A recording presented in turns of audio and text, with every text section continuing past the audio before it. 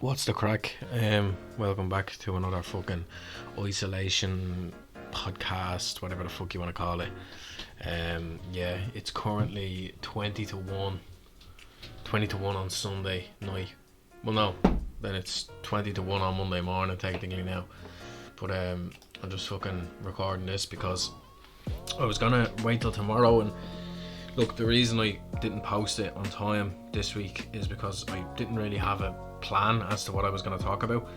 So I was like, oh no, I need a proper plan, like, you know what I mean? And so I wanted to wait until I had it all figured out, but then I just realised that's what podcasts are, like, and that's what this is. It's the shy talk, do you know what I mean? So it's in the name, so that's what I'm just doing. I'm just going in with no plan. Every other week I've kind of had a, well, definitely not script. I wouldn't call it script to stick to. And hold on, I'm just making sure I'm not making the same mistake again. Yeah, is this the same? No, right, grand. No, because I fucking, as I said last week, I fucking recorded a 25-minute one, and my mic wasn't plugged in. So yeah, that was a bit of a shit buzz. But yeah, as I was saying about planning and shit like that, that's what podcasts are really, or this one especially. It's a shy talk podcast and all that. So like, it's fine that I don't have a plan, and every other week I didn't so much have a script, but I sort of had a kind of topic schedule as to what I was going off. But this week I'm just kind of going to be talking really about what's on my mind lately. And like, a lot of what's on my mind lately is obviously with the coronavirus and all that shit. I still think, like, I don't know what it is, but I think everyone seems to be calming down now, the fact that we're in an official lockdown, but that isn't stopping some fucking idiots from still going out, you know what I mean? And like, I heard about this, like, fucking, what was it, COVID-19 challenge or something, where there was a load of kids coughing in people's faces and stuff. I don't care if this gets taken down or whatever, but if I seen any kid, 13, 14, 15, I don't care who they are, coughing in someone's faces, I'd actually hospitalise them. Like, I genuinely, like, there'd be no questions asked. If a kid, I don't care how young they are, thought they were funny doing the COVID-19 challenge to me, I would genuinely be arrested for breaking their fucking necks. Like, it's fucking this. Like, what is wrong with people? That I heard about a nurse in Clontarf who got coughed on by a load of young fellas. Like, what is wrong with people to think like?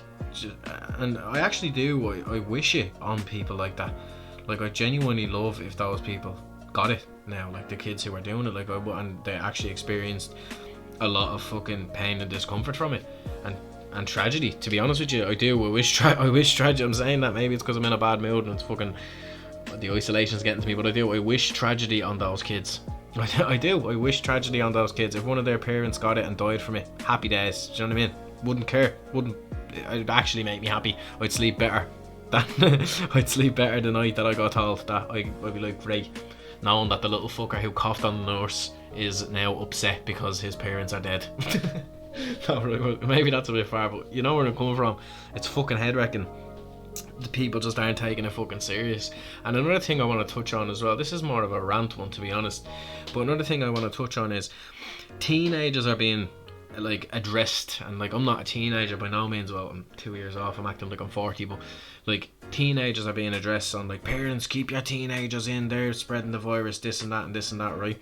I seen a picture of Romeo's. It's a chipper over in Balmain, right? I think it was the one in Balmain, and there was about 19 outfellas, right, standing there with their arms folded and their big stupid beer bellies, standing in the middle of the place, just waiting on that chipper.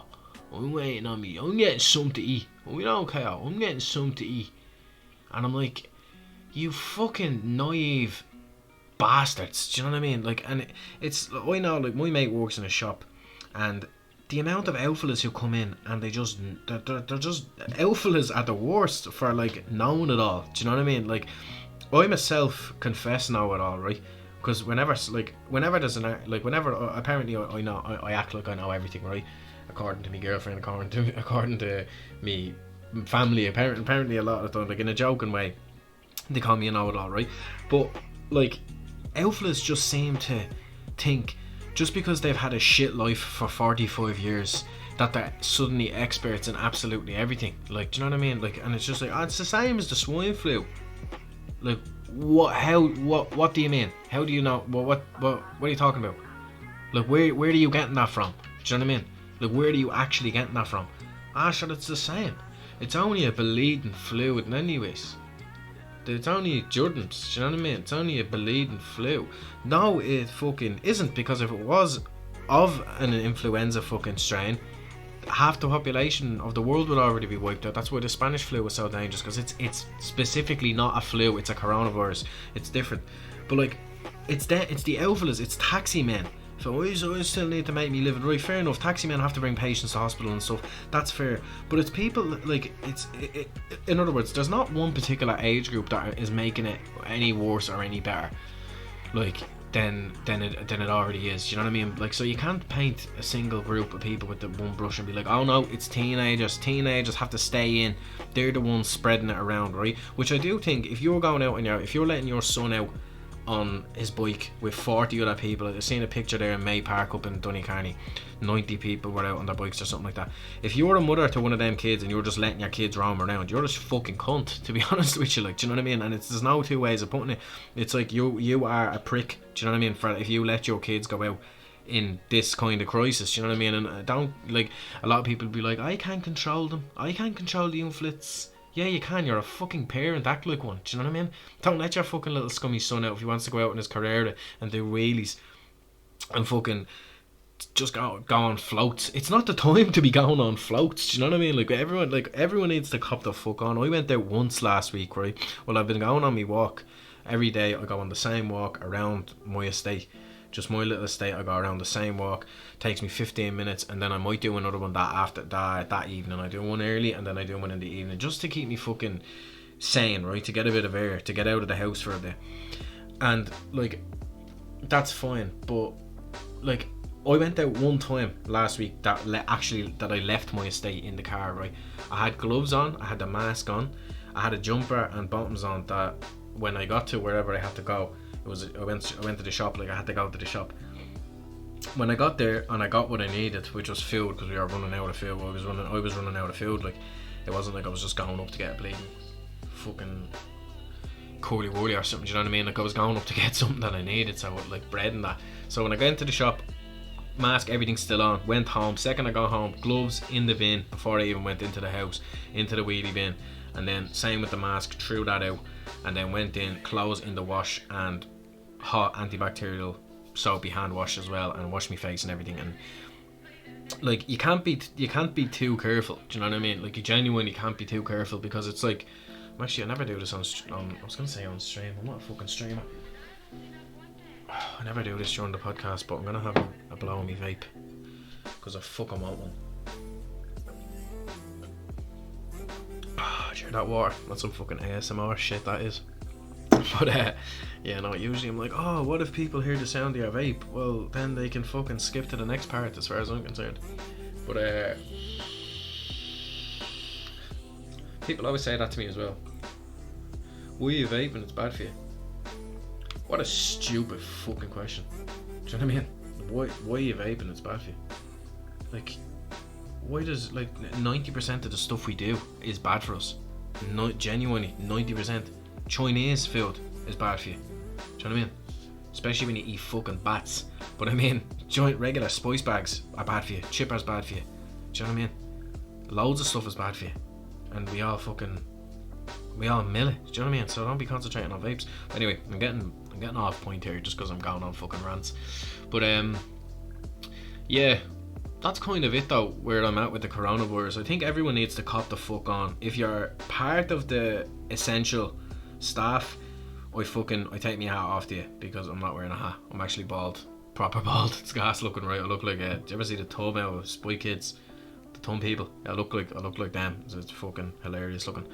Anyway, yeah. So I think people need to take heed of what fucking little Liam Radker with his lisp is saying, and stay in when, like, and that's what I was saying. My hat that I'm not wearing.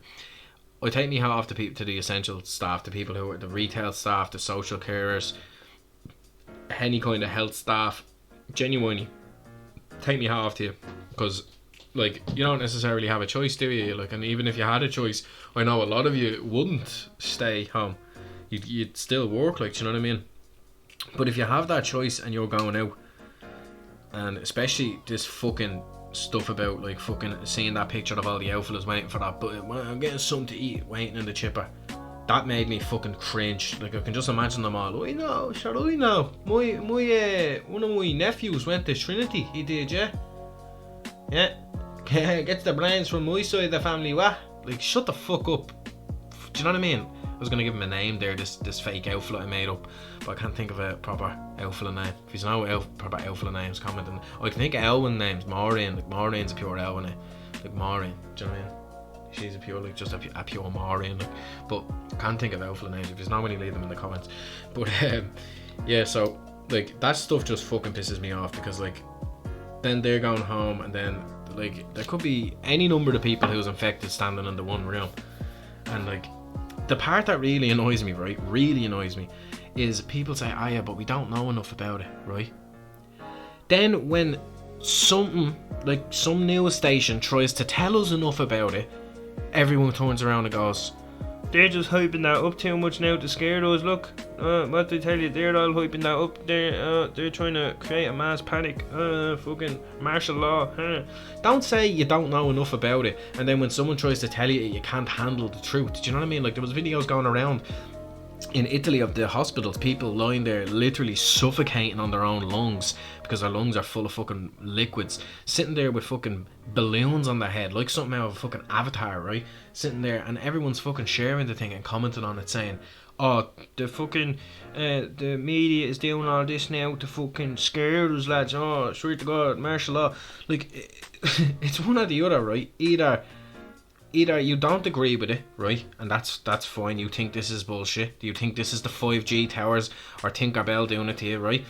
That's fine. You think that all you want, right? But stay the fuck away from me and the general public if you're gonna do that, right? If you're gonna at least do us the favour of like not going around mixing it. If you think it's 5G towers, and if you think it's fucking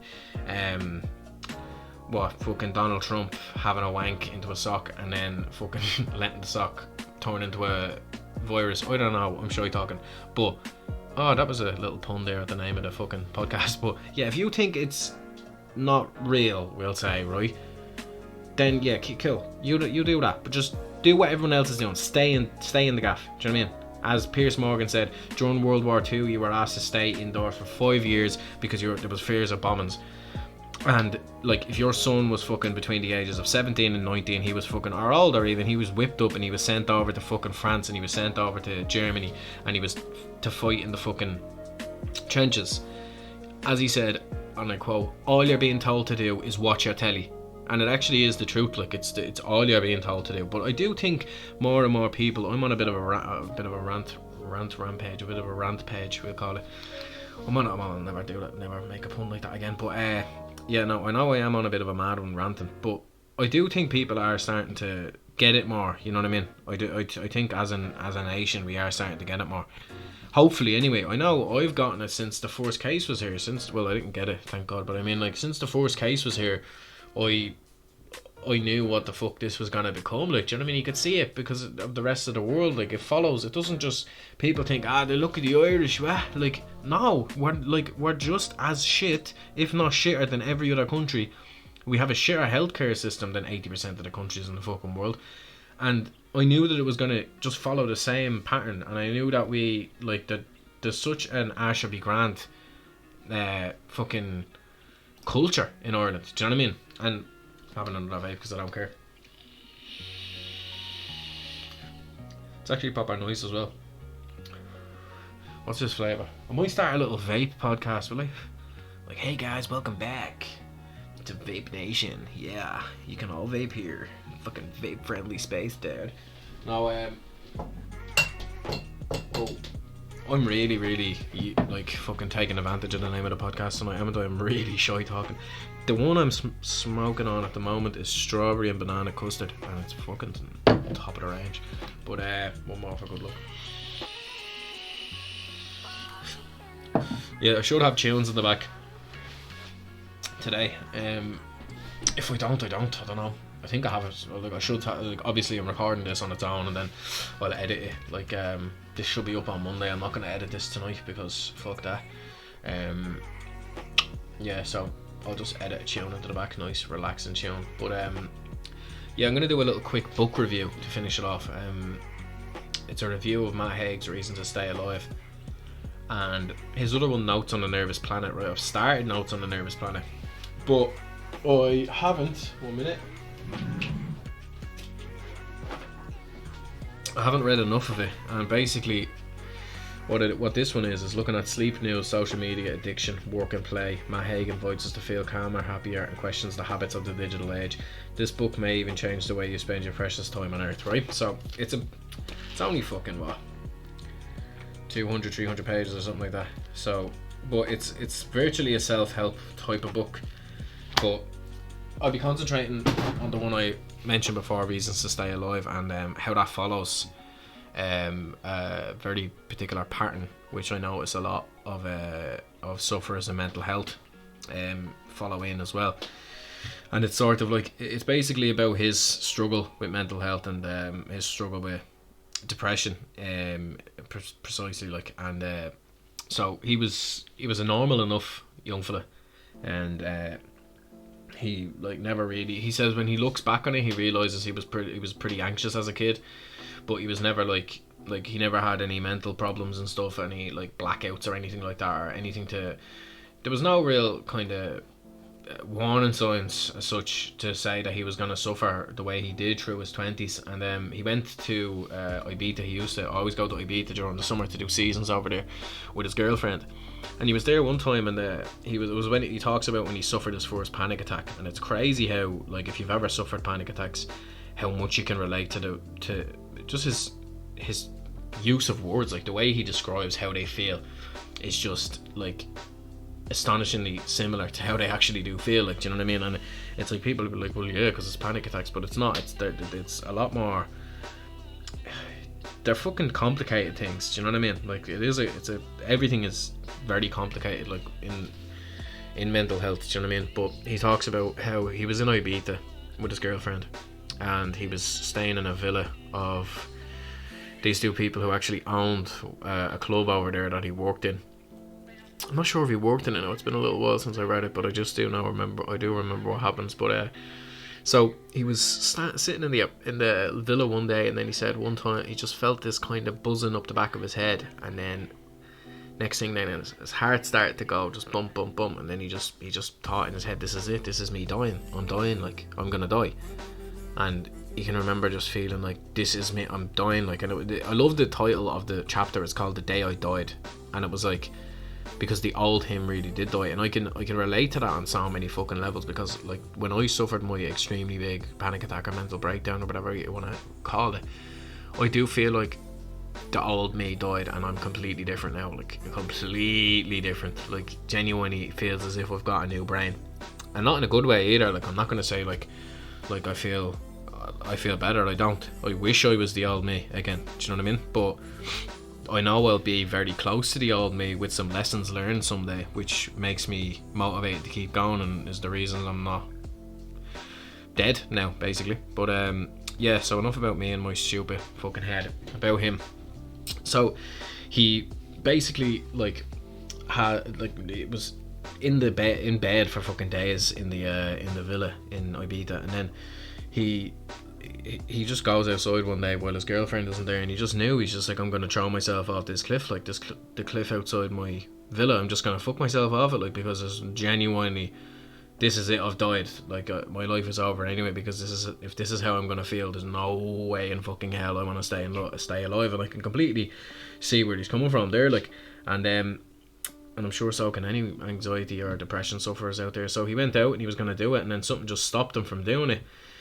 But he didn't like feel as though like, oh my god, my life is saved. He actually felt worse than he would have if he jumped in his head. And he went back into the villa, and eventually he says, look, I'm gonna have to move back to England. And everyone kind of looked at it in such a like, oh, you're fine, take a painkiller, relax, you know what I mean, you're like, chill out. And it was kind of like, that's one of the most terrifying parts about mental illnesses, as well, as I've talked about, like the feeling that no one understands, and you're 100% certain nobody understands, because there's no way anyone could understand what you're possibly feeling now, like, you know what I mean? And it's like, the truth is, I believe that therapists and stuff understand the theory of it, but I don't think they actually really understand. I think the only people who really fully understand are other sufferers of mental illnesses. I think that's the only way you can kind of link the two, because it's such an unimaginable living nightmare sometimes, you know. So it's like I can complete like, it was just,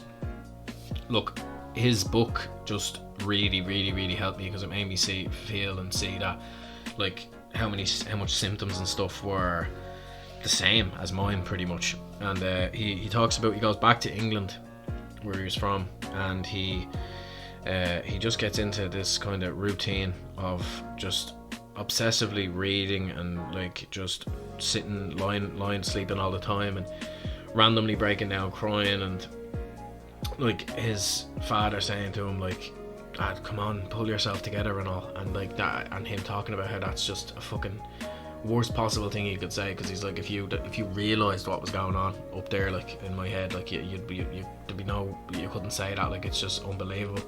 And he talks about how he experiences panic attacks and stuff through different different triggers. I was talking about triggers in the last podcast, and he talks about his triggers and stuff, and like he being alone, he had bad separation anxiety, because he thought like, if I get left alone, I'm going to kill myself. Or not, I'm going to kill myself, I'm going to die, like I'm going to die of a heart attack, something's going to happen. And as soon as he'd be left alone, then the palpitations would start and stuff. And it's it goes back to my point of the whole face your fears thing, because there was one time he had to stay alone when his girlfriend had to bring her dad to hospital, as far as I know it was. And this is an all true story, like completely true, but and he's like, but I can't stay in the house on my own. And he's like, I'll panic, I'll get a panic attack. And she's like, well, you have to. And he's like, well, I can't come and I can't stay. Like, and he was kind of in this limbo of like, should I stay or should I go? Sorry, that just got stuck with my head there. But he was kind of in this limbo of like, I have to stay in this house because like there's no choice. So he stayed, and this was the first time he was alone in ages. And he of course did get the onset of a panic attack. He said his heart started going, his chest tightened, he couldn't breathe. He said, what if I have lung cancer right now? And that is a perfectly logical thought when you're going through the panic attacks. It's like when like, it's something you would have laughed about years ago, like if someone feels as though they're short of breath and then they automatically presume they have lung cancer, but now it's like completely see where they come from, you know what I mean? And so he's basically just saying like, he's panicking and stuff, but then he realizes that he's like, hold on, I'm not dead, like I'm still here, I haven't died. And the fact that he had to stay home that time, it really helped him get a little bit stronger. And he said like he could never, like the only reason he's writing the book is to prove that like there is definitely a light at the end of the tunnel, like, which I found really interesting. The fact that he's writing the book 10 years later and he can still remember in detail how he felt, because he still feels like that sometimes, as he said in the book a few times, that he does feel like that again, like it creeps back up. Like you have, like for example, this isolation shit that's going on, that would ramp up anyone's mental illnesses, do you know what I mean? Even if you never experienced a mental illness before in your life, you could fucking develop one during this time, do you know what I mean?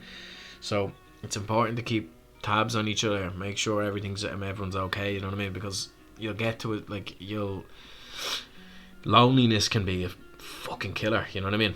And like for a lot of it, I never struggled with loneliness, weirdly, right? Because like I talk to myself. No, I'm joking, but like, I mean, everyone talks to themselves, don't they? Like, not actual conversations, like, do you know what I mean? But like, say some things out loud sometimes, like, do you know what I mean? I don't answer myself back. I think that's like just the first sign of madness or whatever the fuck it is. But no, I don't like have full on like, no way, you serious? Yeah, proper. Well, I'm doing it now. I'm actually doing it right now. I just realised I'm talking to myself.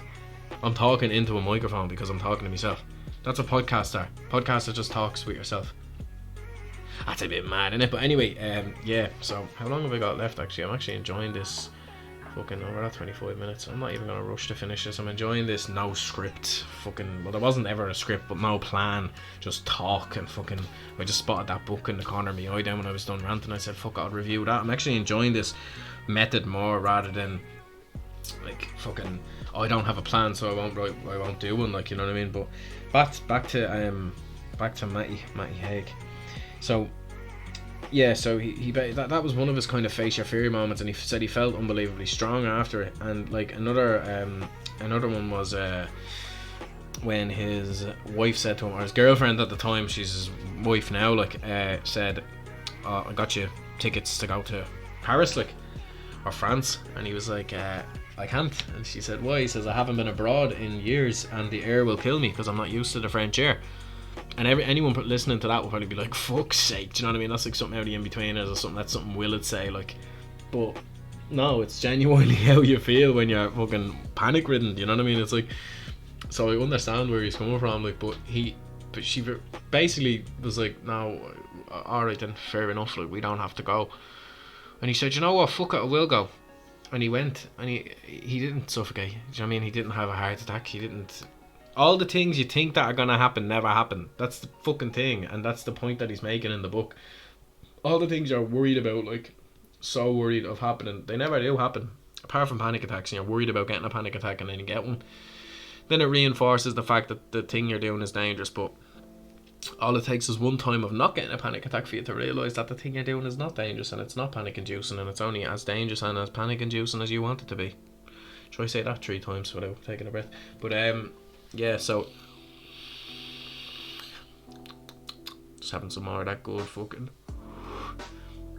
strawberry banana custard. I'm telling you, it's fucking banging. It's pure nice. I'd drink the fucking thing now if it didn't burn a hole in my stomach and make me convulse on the ground. Is that an English flag on that? Oh snap. No, what are you missing? The English aren't so bad. Their ancestors are bad, but they're not so bad. Do you know what I mean? I was actually born in America, do you know what I mean? My ancestors were fucking dickheads. Do you know what I mean? Like, I'm like fucking pricks, like, do you know what I mean? Sold people for slavery and all. Do you know the Irish, apparently, the Irish were sold for slavery before the Africans were. Interesting fact. If I had a little Joe Rogan assistant now, I could be like, yeah man, pull it up, and then some little fella pulls up a fucking Wikipedia yoke. I might buy a little Chinese young fella off the dark web to do that for me. Just come over, just call him fucking, I'll call him COVID-19 and just be like, here, listen, COVID.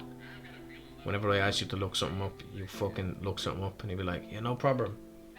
That's actually proper offensive, isn't it? Probably to some people, buying Chinese kids on the dark web, calling them COVID-19 and making them look stuff up for you on command.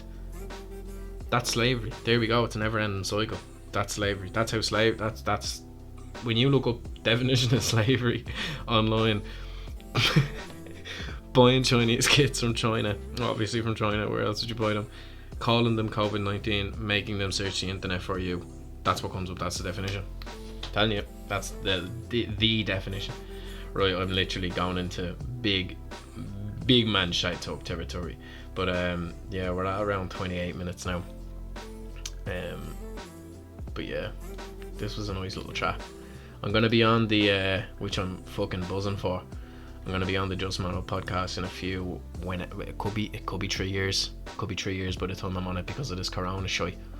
But no, it's coming up. Me and Al we were gonna do a video chat, and we both agreed it's just better to do a face to face. You know what I mean? It just makes more sense. It's more enjoyable for everyone. It's easier to watch than some webcam chat. You know what I mean? And like, I'd much prefer the face to face. He'd much prefer the face to face. So yeah, that's what we're gonna go for, and hopefully I'll be on it sooner rather than later. Oh, voice crack, hitting puberty, thank God, finally. Might be able to grow a beard now. But right, so yeah, I'll be on that within the next few weeks. I have been a lazy bollocks with my book. I haven't written any more words. Wrote, I don't know, I'm too tired to think of what I meant to say. I'll tell you how far along into it I am though. That'll be a little question for your pretty ears to answer. What? I don't know. Novel, here we go. Right, let's have a look. So story number 1 has 7,000 words. Story number 2 has 1,500 words. So what was that? 7,000 and 1,500? 8,500. That's weak. That's weak now, to be honest. I need to up the ante. And I have 4 story plans done out, and I'm gonna do if I can aim for 10,000 words per story, I'll be happy, but I'm not gonna concentrate on it too much. But yeah, I'm gonna try upload a fucking full on accent challenge now in the next couple of weeks, anyways, because there's fucking nothing else to do. Or I might do a song cover for the laugh. Can't sing, but I might do a song cover. But yeah, keep smiling, keep being yourself and all that positive bollocks. It's too late for me to be too positive now, to be honest. I'll try to be as positive as I can. Get a vape, to be honest with you. They're fun. Yeah, stay in school. I mean, stay at home. Do your online school and all that. Eat your greens and keep talking shy. Go on. See you later. Good night. God bless. How's your man, your dad working? Yeah, right. Go on. Bye. I'm done.